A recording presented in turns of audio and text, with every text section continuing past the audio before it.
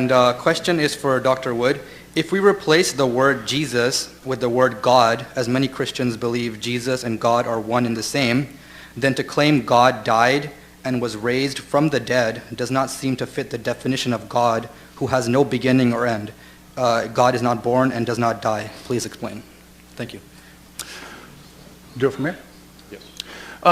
Yeah, and you're absolutely correct that if we're saying that Jesus is God and then we say that Jesus died, then a natural question that would arise is, how can God die? God isn't the sort of thing that can die. But you're ignoring something, which is the incarnation, right?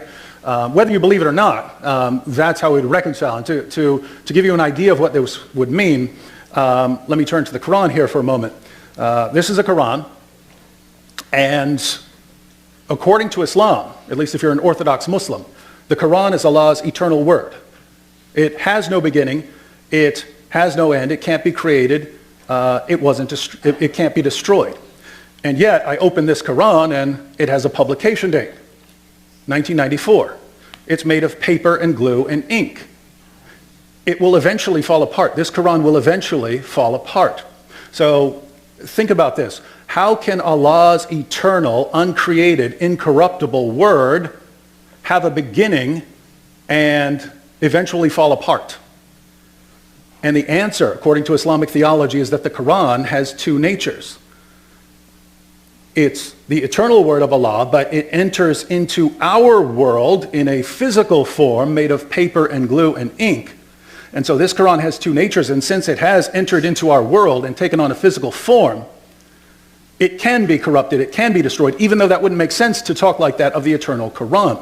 So if that's Islamic theology, I don't know how we can look at John 1:1. In the beginning was the Word, and the Word was with God, and the Word was God, and the Word became flesh and dwelt among us. And since the Word, which was God, entered creation and took on a human nature, then he could die. If you say that's false or illogical or incoherent, I don't know how you would do so without rejecting Islamic theology as well. And apologies, I forgot to mention, after the 2 minutes for the individual of whom the question is asked may respond, the other debater will have a minute to respond to their response as well. So Dr. Ali. Sure. So I think David here has fallen into the fallacy of equivocation, in which he has, on the one hand, spoken about the eternal Word of God, and now he's spoken about the Quran as the Word of God, and he's equivocated between the two meanings. So when Muslims say that there is an eternal Word of God, we're talking about this as some attributes of God, that God has reason, knowledge, wisdom.